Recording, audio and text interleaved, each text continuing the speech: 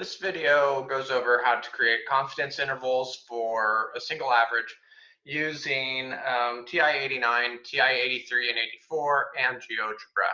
So here's a scenario where I have an average of 6.7, a sample standard deviation of 2.2. I'm looking at 41 samples, and I want to create a 90% confidence interval for the true population average.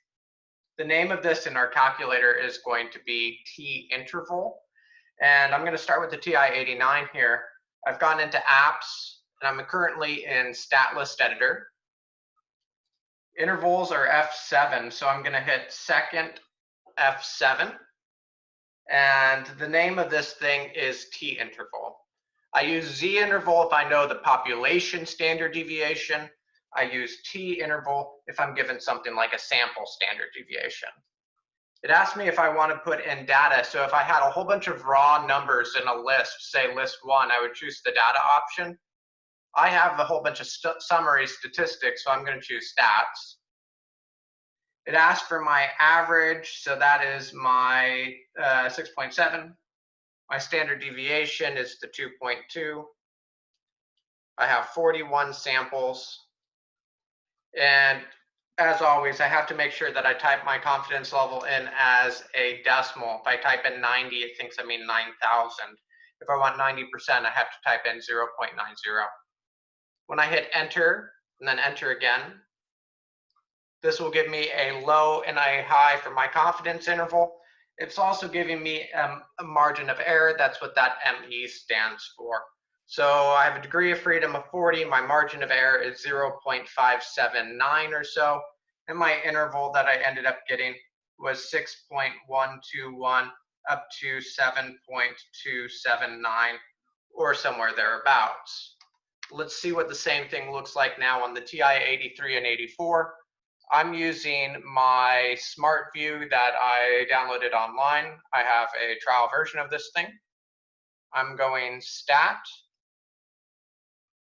All of my test and intervals are inside of this test tab, so I just hit the right arrow over there. And I am looking for a t-interval. I'm using t-scores. I'm working with one sample at a time. If my data was typed into a list, see how it's even saying list 1? It by default assumes that I've typed in all of that raw data in my calculator. In this case, I have summary statistics, so I'll choose this instead. For my sample average, I have 6.7. For my sample standard deviation, I have 2.2. For my sample size, I have 41. And I have 0.9 is just fine there for that confidence level. 0.90 is 90%. I'll go to calculate.